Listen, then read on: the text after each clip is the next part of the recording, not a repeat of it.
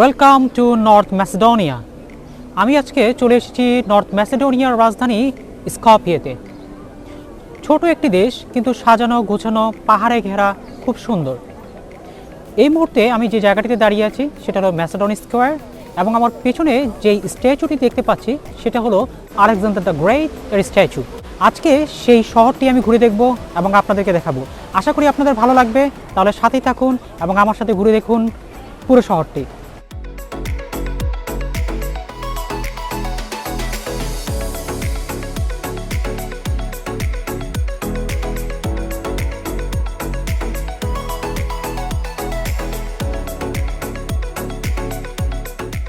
Alexander the great ছিলেন একজন Greek সম্রাট। সুদূর গ্রিস থেকে একের পর এক দেশ জয় করে তার বাহিনী মিশর থেকে উত্তর পশ্চিম ভারত পর্যন্ত এক বৃহৎ সাম্রাজ্য প্রতিষ্ঠা করেছিল। তিনি একজন অন্যতম সফল সেনানায়ক হিসেবে ইতিহাসের পাতায় স্থান পেয়েছেন। মাত্র ৩২ বছরের সংক্ষিপ্ত জীবনে তিনি গঠন করেছিলেন পৃথিবীর ইতিহাসে দ্বিতীয় বৃহত্তম সাম্রাজ্য। প্রাচীন গ্রিসের ম্যাসিডন রাজ্যের পেল্লা নামক স্থানে ৩৫৬ খ্রিস্টাব্দে এই মহান সম্রাটের জন্ম হয়েছিল।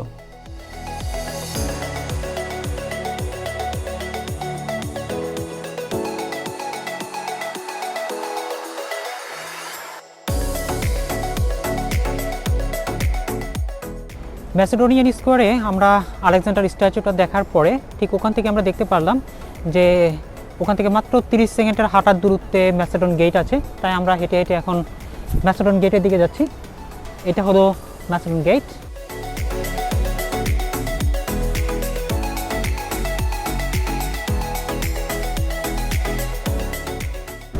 আমি এখন যাচ্ছি মাদার তেরেসা যে প্লেসটাতে জন্মগ্রহণ করেছিলেন। যদিও সেখানে এখন তেমন কিছু নাই, শুধু দুটো স্ট্যাচু আছে এবং তার স্মরণে সেখানে ছোট একটা মিউজিয়াম করা হয়েছে, এবং সেই মিউজিয়ামটাতে এন্ট্রি ফ্রি। তো আমরা এখন একটু ঢোকার চেষ্টা করব। আমি এর আগেও সেখানে গিয়েছিলাম, কিন্তু তখন ক্লিনিকের জন্য আমি সেখানে ঢুকতে পারিনি। তো এখন আমি আবার যাচ্ছি।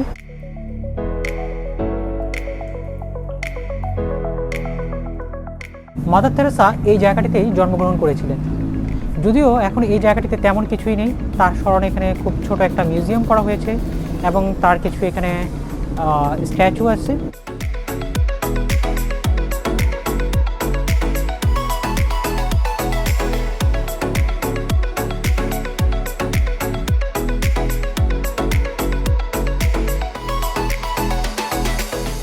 আমি এইমাত্র এই মিউজিয়ামটার ভিতর থেকে ঘুরে আসলাম, কিন্তু আনফর্চুনেটলি যেহেতু একটা মিউজিয়াম, সেহেতু সেখানে কোনো ফোন অ্যালাউড করছিল না, যার জন্য আমি কোনো ফটো বা ভিডিও করতে পারিনি।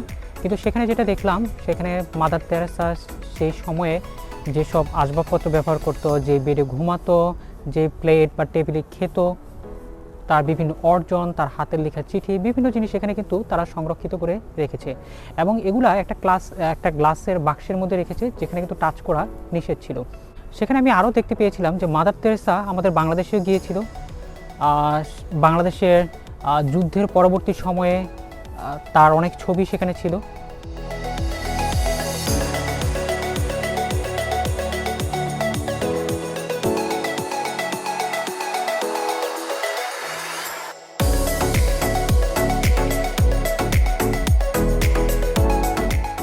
ম্যাসেডন স্কোয়ারে আমরা মোটামুটি দেখা শেষ করে আমাদের পেছনের যে স্টোন ব্রিজটা আমরা দেখতে পাচ্ছি, সেটা পার হয়ে এখন আমরা ওল্ড টাউনের দিকে যাব।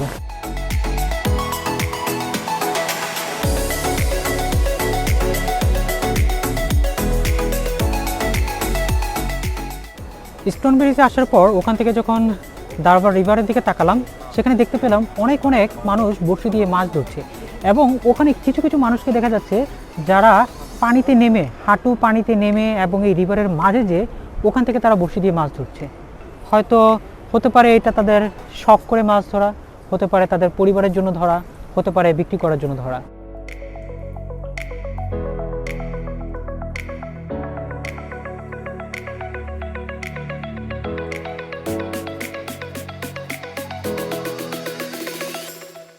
স্টোন ব্রিজ দিয়ে ওল্ড টাউনে আসলে চোখে পড়বে এই সুবিশাল স্ট্যাচুটি।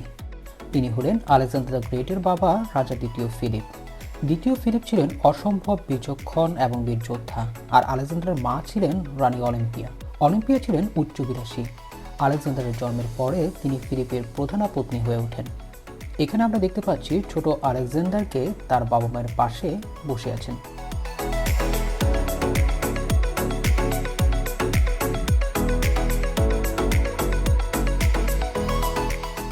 স্কপিওতে এসে যদি কাউকে জিজ্ঞেস করা হয় এখানে কতগুলো স্ট্যাচু আছে, তাহলে তারা বলবে যে আমি জানি না এখানে কতগুলো স্ট্যাচু আছে, তবে আমি ধারণা করছি এখানকার স্ট্যাচুর সংখ্যা মানুষের চাইতেও বেশি।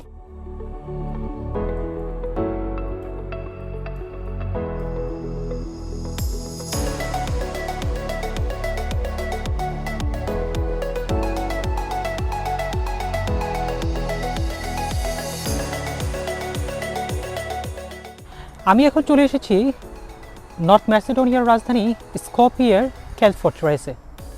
এই ফোর্ট্রেসটি 6th সেঞ্চুরিতে তৈরি করা হয়েছিল, কিন্তু কালের বিবর্তনে এখন এখানে অবশিষ্ট তেমন কিছুই নেই। এখানে আসলে শুধু এই ওয়াচ টাওয়ারটি দেখতে পাবেন এবং আশেপাশের জায়গাটা এখন অনেকটাই ধ্বংসস্তূপ, মাটির সাথে মিশে গেছে। আর এখান থেকে পেছনে শহরের মোটামুটি একটা ভালো ভিউ দেখা যায়।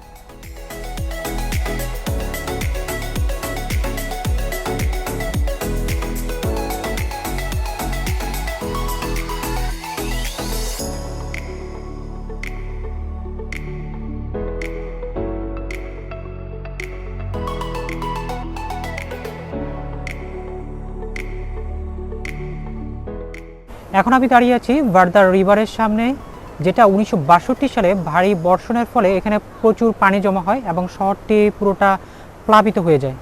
এবং সেই বৃষ্টি এবং সেই বন্যাটা একটা ভূমিকম্পের ইঙ্গিত দিয়েছিল, যার ফলে 1963 সালে এখানে খুব বড় ধরনের একটা ভূমিকম্প হয়, যেখানে 90% বিল্ডিং পুরোটাই ভেঙে যায় এবং শহরটা একটা ধ্বংসস্তূপে পরিণত হয়।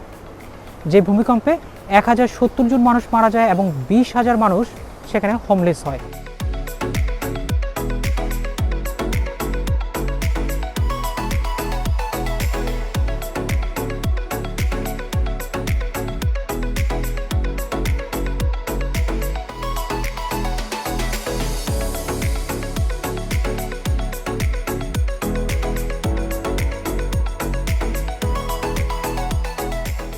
এই ব্রিজটিকে বলা হয় আই ব্রিজ।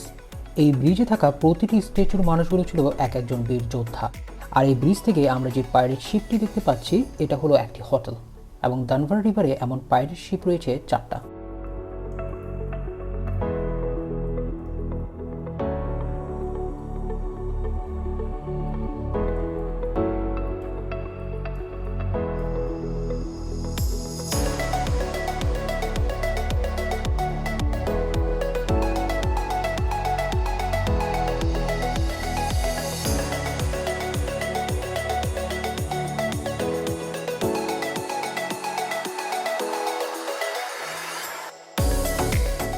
কেল ফর্ট্রেস থেকে নেমে আসার সময় হাতের ডান পাশে চোখে পড়ল দৃষ্টিনন্দন এই মোস্তফা পাশা মসজিদটি। অটোমান সাম্রাজ্যের সময় 1492 সালে মসজিদটি নির্মাণ করা হয়।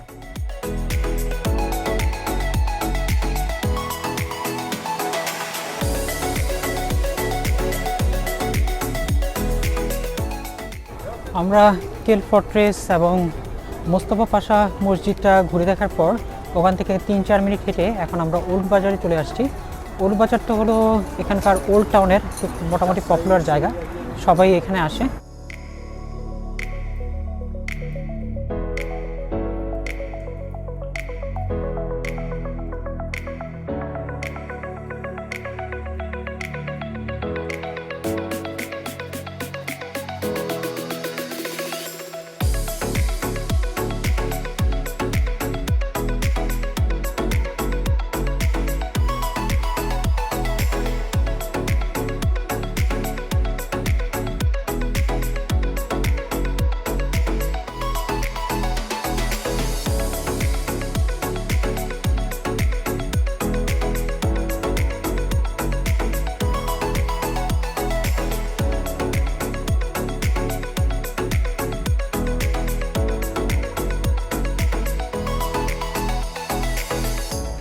আজকের মতো তাহলে এই পর্যন্তই।